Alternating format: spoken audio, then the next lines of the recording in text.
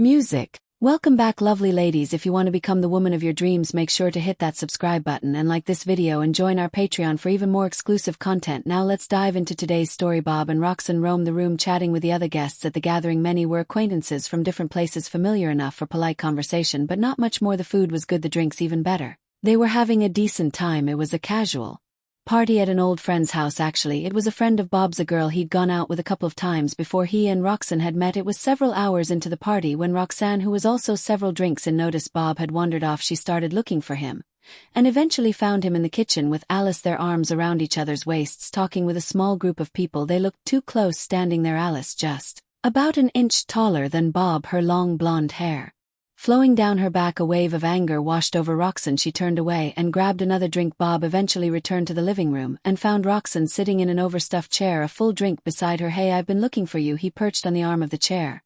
"I bet," she muttered. What he recognized the tone in her voice and felt his good mood start to evaporate. "I saw you in the kitchen getting all cozy with Alice," she said, picking up her drink and taking a sip. "Didn't look like you were looking for me very hard. We were talking," he explained. "You could have joined in, just reminiscing about old times." "Old times?" she huffed. "You mean the times before we met, the good old days, right?" "Just old times," he sighed. "Not better, not worse, just a different time." "What is wrong? I thought we were enjoying the evening." "Sure I was, until I saw you and Alice getting all chummy, talking with your old friends, leaving me all alone with people I hardly know." She took another swallow of her drink. "It's a party. I was talking with other people," he pleaded. "Look, maybe we ought to be going. Let me take that drink and pour it out." "No, you don't." She held her glass more tightly. "I'm going to finish my drink." Alice walked in and sat down on the couch. "What's going on in here?" "Oh, we're just talking about the evening," Bob tried to cover. He looked around, realizing they were the only three left in the room and couldn't hear any noise from the other rooms. "Are we all that's left?" "Yeah," Alice laughed. "Seems once a party starts to break up, it breaks up fast." "Well, I guess we ought to be going too," Bob said, trying to start their exit. "I told you I'm going to finish my drink," Roxanne muttered, glaring at Alice. "Are you all right?" Alice asked. "You seem a bit distressed." "Distressed?" Roxanne laughed. "What would I have to be distressed about? Maybe I'm just expected to sit around while my husband gets taken away from me." Another swallow of the drink. "What, Bob, are you having an affair?" Alice's eyes widened. "No, of course not." Bob shook his head. "Rox saw us in the kitchen talking. She thinks you are trying to take me away." "What?" She fell back. "That's ridiculous." "Sure." Roxanne rolled her eyes. "She saw us standing in the kitchen," Bob explained. "Felt we were being too close." "Roxanne, believe me, please." Alice pleaded. "Bob and I are just friends. We only see each other once or twice a year since before you two started dating." "HK, great guy, but we just aren't having that kind of a relationship. I respect your marriage and wouldn't do anything to jeopardize it." "Oh yes, of course." Roxanne slurred. "Neither of you would ever do anything wrong, would you?" "Well, I wouldn't go that far," Bob answered. "None of us here are perfect." "No, not perfect at all, especially my husband." "Isn't that true, Bob?" Bob felt a chill run through him. He had no idea what she had in her head. Once she started going down this road, it never ended well. Yeah, I guess that's true, you know." She turned back to Alice. "My hubby has an interesting little hobby." "Roxy," Bob started. "Don't go there." "Why?" "Afraid your old girlfriend might think a little less of you if she found out." Roxanne. Alice spoke softly. "First, Bob and I only went out a couple of times. Second, I don't need to hear anything that is private between you." "Private between us?" Roxanne laughed. "Oh no, this is just for him. I wanted no part of it, and I haven't said anything about it since he told me about it before we got married. Come to think of it, he told me before we were even engaged." "Well then, perhaps it isn't something I need to hear about." Alice attempted to soothe her. "I agree," Bob spoke up, "and I think we need to be going." "Come on, we're keeping Alice from doing whatever she wants to do." "I told you," Roxanne growled. "I'm going to finish my drink." Bob looked at Alice, slumped over, knowing he wouldn't be able to stop her now. Alice looked back at Bob with pity in her eyes, but she also had no idea how to stop her. Secretly, they were both thinking the same thing. Maybe she'll pass out. Roxanne put her glass back down and looked at the other two people in the room. She was relishing the cruelty she was weaving. She let the silence draw out for a few moments. "Bob likes dressing up," she announced. "Really?" Alice looked at Bob, confused. "I thought you didn't like to dress up. Always Mr. Casual." "Oh, he hates suits and ties and even slacks. Absolutely despises wearing dress shoes. Says they hurt his feet too much." "Then I don't understand." Alice looked at Bob, who had his eyes closed and head bowed. He had moved from the arm of the chair to another chair. "Oh, he would love to dress up in a formal gown with silk stockings and high heels, or maybe it wouldn't have to be so formal. He'd like a nice dress, or perhaps a skirt and blouse would do, isn't it?"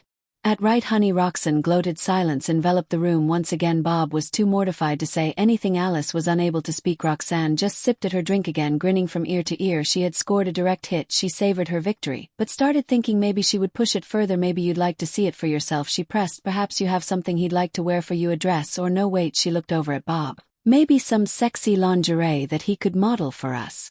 What do you think, Bob? Wouldn't you like to show your old flame how you like to enjoy yourself?" "Not particularly."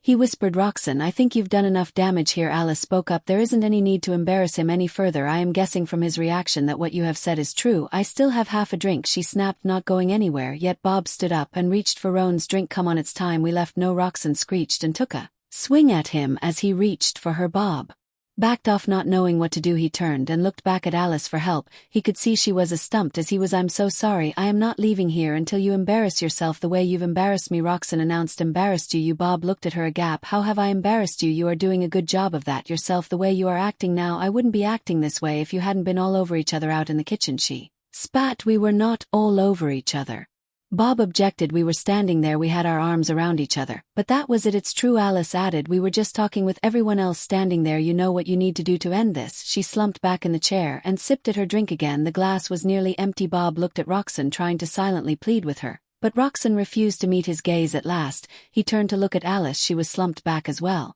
frustrated by the situation. Alice, Bob's voice broke as he spoke. I hate to ask, but is there any way to satisfy her request? I'm afraid it might be the only way to get past this. Are you serious? Alice came back. We could just wait her out. As drunk as she is, she'll likely pass out in a few minutes. Roxanne spat. Now that his little secret is out, he can't wait to get into something of yours. Frankly, I'm afraid that she won't pass out, or if she does, we'll still have to wake her to get her to the car, and we'll be back at it again. I'd rather try and get this over with. Alice sat and thought for several moments. Fine, she sighed. I think I have something that will work. She stood and started toward her bedroom. Better make it good, Roxanne called after her. And this now? Bob pleaded. You got what you wanted. You told her about my hobby. You got me to admit it was true. You don't need to get her to give me her things to where you've never wanted to know anything about it after I told you. Why would you think she wants to see it? Just because I don't say anything about it doesn't mean I don't think about it. And you think I don't notice my things have been moved around or wrinkled? I'm reminded of it a lot more often than you think. Now one of your friends will get to enjoy it too. Alice came back into the room, clearly embarrassed. I set something out on my bed. Take a look and see if you think that will help. She shot a dirty look at Roxanne. Bob got up and sheepishly walked to the bedroom. He found a red and black sir on the bed with a pair of black stockings and black panties. He couldn't help feeling a little excited about the idea of putting these things on, even though he also dreaded it. He took a deep breath and proceeded to strip off his clothes. He put on the boost, yet it was tight and took some work getting it on, since he was a bit larger than Alice in all the wrong places and smaller in others. Once in place, he sat on the edge of the bed and worked the stockings up his legs. He had to hold his breath as leaning over kept him from being able to breathe. He could see the hair on his legs in places through the stockings as he connected the tabs to them. His legs weren't very hairy, which he was happy for, but there was some that could be seen on close inspection. He stood up and stepped into the pant. He got a chill as it slid up his legs over the stockings until he slipped it into place. He stepped to a mirror to look. It wasn't pretty. The body wasn't too bad, but his head was decidedly out of place. Then he realized the panties weren't as opaque as he thought. The light fabric made his penis fairly easy to see because they were stretched so tight. He thought about looking for another pair but felt guilty going through Alice's drawers. He briefly wondered if she realized when she set them out. He was about to bite the bullet and go back to the living room when he noticed a black leather miniskirt on a hanger hanging on the doorknob of the closet. He went and checked it out, deciding at last to try it on. It was tight, but he was able to get it zipped up. At least it covered the worst of his problem. Again, he was about to leave when he decided to take a peek into the closet. It took him another minute to find a sheer black blouse that would work in for a penny, he told himself as he slipped into the blouse. It didn't really cover anything, but it felt right. He took as deep a breath as he could and walked back to the living room. Roxanne and Alice both turned to look at him as he walked into the room. He looked defeated. His shoulders were slumped, his head hung down. Roxanne erupted in laughter. That's quite an outfit she set out for you. Actually, Alice, Bob stuttered. I'm sorry, but I saw the skirt hanging on the knob and decided I needed to borrow it. Then I borrowed the blouse. That's quite all right, Alice answered, her heart aching to spare him from any more. Oh, you picked out the skirt and blouse. Roxanne laughed once again. This is even better than I thought it would be. Hey Alice, what do you think of your old boyfriend now? Alice started to reply but thought better of her initial response. You know what, it just isn't right getting all dressed up like that and not having any makeup on. Bob, have you ever tried makeup? Bob's heart fell even further, realizing his friend was now climbing onto the taunts. A tear fell as he shook his head. Makeup? Roxanne sneered. Oh, what a perfect end. Yes, definitely. I was thinking maybe another dress, but makeup for sure. Well, if you have never done it before, then you will need help. Alice got up and went to Bob. Roxanne, are you sure you trust me to be alone with him? Oh, if you can find anything attractive about him now, I don't know what to think. Roxanne giggled. Go try and make him pretty. Alice took Bob by the arm and led him back out of the room. They could hear Roxanne chuckling and talking to herself as they left the room. Once back in the bedroom, Alice had Bob sit on the side of her bed. She took notice of how he tucked his skirt under and folded his hands in his lap. Look, we can just hang out here for a few minutes, Alice told him. Without someone to torment she'll pass out in no time. Why do you put up with this? Is it like this a lot? Bob sigh. If you really are gonna try and do makeup you ought to do it. She won't pass out this fast. Not now. Something changed a few months ago. He hesitated as Alice started work on his face. Most of the time things are like they always are. She is kind, helpful and cheerful, then all of a sudden it is like someone throws a switch and she goes off on these rants about nothing at all. I've tried to get her to talk to a doctor about it, but so far she hasn't found it necessary. Tonight has been the worst one yet. If she remembers any of this tomorrow, maybe she'll finally go. He sat in silence while Alice continued putting on the mascara, eyeshadow and lipstick. She was just finishing up when they heard Roxanne call out, "You don't have to try and make him beautiful, just make him look like the girl he is pretending to be." "Well, I guess that is it then." Alice put down the tube of lipstick. "Take a look and then head back into the other room. I'll be along shortly." Bob got up and went to the mirror and gaped. "Wow, yeah, it isn't bad." Alice smiled. "If I had a little more time and desire, I bet I could make you look even better. You could make for a fairly attractive woman." Bob turned and gave her a smile before leaving to head back to face his wife. "Goddamn," Roxanne hollered when Bob came in the room. "She did a hell of a job on you. I can still see you in there, but not too bad. No way in hell I would want anything to do with you looking like that." "Gee, thanks." Bob sighed. "Now you got what you wanted. Why don't I get dressed and we leave and get out of Alice's hair?" "Speaking of Alice, where is she?" Roxanne leaned forward trying to look past Bob. "Up the hall." "I don't know. He told her. She told me to come back in here after she finished my face." "So you feeling all girly now? You look like you should be out on a street corner. All you lack is some me pumps. When is this going to end?" Bob tugged his skirt down a little. "When I say it does," Roxanne barked. "This has been quite an educational." Her voice trailed off. Bob turned and looked and saw Alice entering the room behind him, but she had changed a lot. She was wearing a white mini dress whose long sleeves were only a little shorter than the dress itself. She had a gold rope belt around her waist. Bare legs showed below the dress except for tan gladiator sandals that reached to just below her knees with a 4-inch heel. She had redone her makeup and hair, looking like she was ready for a night out at a club. After doing Bob's makeup for him, I started thinking about how much fun it would be to have a friend like that for playing dress up and stuff. Usually I would have thought a girlfriend would be perfect for doing it, but now I'm thinking, why not a boyfriend? I mean, look at him, he looks great. It would be fun to do different things together. Tonight is club night. Short skirt, grand makeup, put on some music and dance. Maybe another night we could have a candlelight dinner in formal dresses and quiet music. Maybe watch a chick flick together. I bet you'd like watching one with me, wouldn't you, Bob?" She wrapped her arms around one of his arm and rubbed her leg against his. Bob was confused, excited at the prospect of evenings like she suggested, but confused by her suddenly coming on to him this way. She knew he couldn't be unfaithful, especially not with Roxanne sitting right there. She was just going to piss her off more. "What the hell are you talking about?" Roxanne finally pried herself out of the chair and staggered toward the two of them.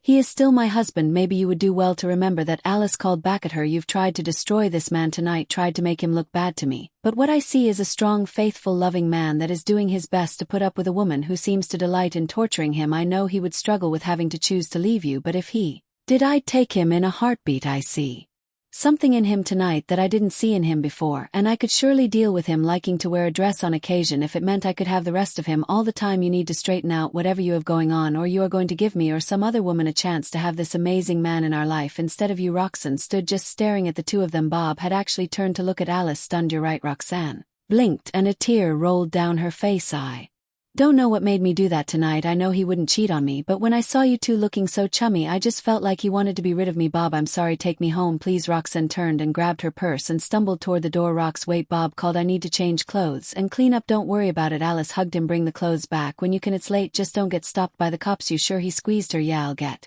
your clothes from the bedroom." She turned and left him. Bob got to the front door and saw Roxanne leaning against the side of the car. It was locked, and the keys were still in his pants pocket. "Here you go." Alice handed him a BU. "I hope you get things sorted out, and if you don't, well, I was serious about having date nights in the house. I realized it while I was finishing up your makeup. I started getting all horny thinking about the way things could go. Now you better go tend to your wife. I have another Bob waiting for me."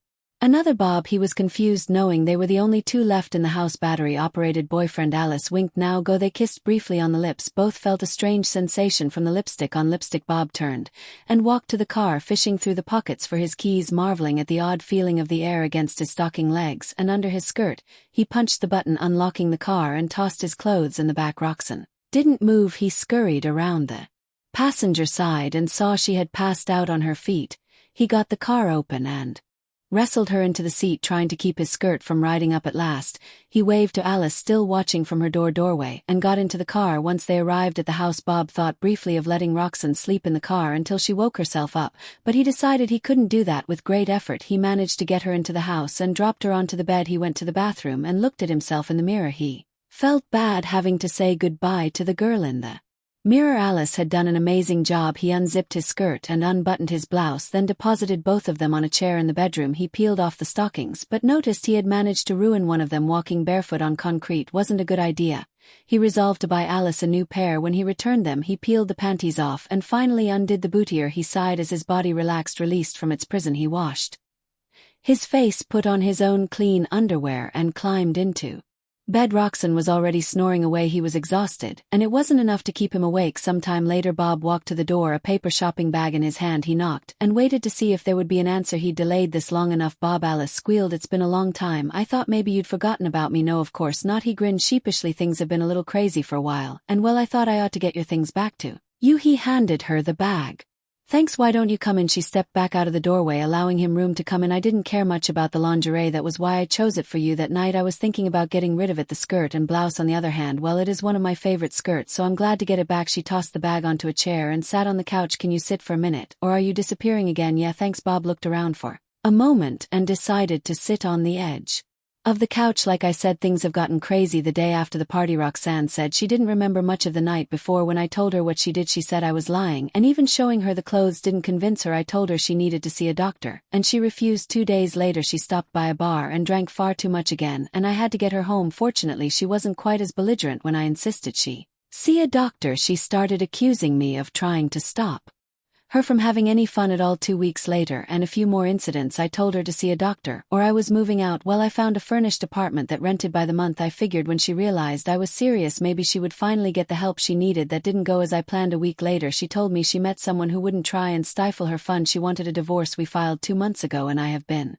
trying to put my life in order since then. I've had that bag of your clothes sitting in a corner of my room since I moved out. I had to buy new stockings because I ruined the pair you gave me. Walking out to the car and driving that night took me a while to find some of the same quality. Oh, you didn't need to do that, Alice assured him. I wish you had called. I would have at least been an ear for you to unload to. Thanks, but that isn't what I wanted things to be like, Bob explained. Also, I think I wanted things to work out. She may sort herself out, but now things have moved on too far. I think I finally got my head back on straight, which is why I thought I would bring your things back and ask if you had plans for tonight, maybe a little dinner somewhere. Oh, Bob, I'm sorry, but I already have plans for tonight. Alice frowned. Oh yeah, hey, that's okay. Bob got up and started wandering toward the door. I should have expected that this Ella notice wouldn't work. You probably ought to be getting ready. I'll get out of your way. I wish I didn't really. Alice followed him to the door. Hey, no problem. Bob forced a smile as he walked out the door and turned to face her as he reached his car. Perhaps I'll try again one day soon. I'll just give you more notice next time, okay? I'd love that. Alice smiled broadly, trying to show her sincerity. She watched Bob start toward the car door and called out, Bob. He stopped and looked. Do you have plans for tomorrow night? No, I don't. What about dinner tomorrow? She looked about, checking and seeing nobody else. Formal dinner here. I just bought a beautiful dress for a party last month, and I have another one I wore last year that I am certain would fit you. Say you come over about 4 o'clock. We'll get dressed. When you get here, I'll help you with your makeup again. Then we'll have a nice candlelight dinner and a quiet evening together. That is, if that is still something you would like to do. Are you serious? Bob stammered. Well, yeah. Alice giggled. You wouldn't believe how often I've thought about that since the party that night, and I couldn't talk to anyone else about doing something like that. It had to be you. I just never thought I would get the opportunity. If you are up for it, that is, I mean, I realize you were forced into your confession that night and maybe it soured you on the idea. Truth is, Bob looked around nervously. I've worn the things I returned today a few times since I moved out. I like to sit there imagining us talking and having a nice time like you said that night. Great. Alice's face lit up in a genuine smile. Then I'll see you tomorrow around 4. 2 questions first, Bob asked. Sure, anything. Alice waited. Is there anything you'd like for me to pick up for the dinner? I can get all of it or part of it, whatever you'd like. I'll text you a list tomorrow morning. How's that? She laughed. If I had planned better, there wouldn't be a list. Well, this is last minute, and I appreciate it. Bob grinned. The other question, long or short dresses? Long for both of us. Alice winked. Yours is black, beaded layers of chiffon in the skirt, lace and beading on the top half sleeve. Since you wrap black the stockings, I think the corset will work well with that dress as well. Mine as well. I think I'd like mine to be a surprise. Maybe if we have as good a time as I think we'll have, you might decide to surprise me one day. I think I'd like that. Bob was tingling with excitement. I'll see you tomorrow at 4. And I think I'll spend tonight looking for some shoes online because I don't want to ruin stocking every time. I won't have them for tomorrow, but I think we'll be doing it again. Sounds like a plan. Alice waved. Hey, if I get home early tonight and want to call you, would it be okay? You can call me whatever time you get home. Bob waved and got in the car. Alice watched as he drove away. She played with the idea of canceling her date for this evening, but she decided it was best to carry through, no sense being rude to the guy, and he had already paid for tickets to a play. She turned and went back into the house, wondering if she could get Bob to tell her what size shoes he might wear. She thought she could get to a store in the morning and find a pair for him for tomorrow night. That would be a nice surprise. That dress would certainly look better on him if he were wearing heels. A shiver ran up her spine and she giggled with the excitement of the next evening. Wishing this evening were already done. Did you like the story? Hit that like button and tell me what you thought in the comments. Do you want to hear more stories? Subscribe and hit the bell for exclusive content and early access. Check out our Patreon. You can find the link in the description, or you can watch any of the videos shown on my right. Thank you for watching and see you in the next video.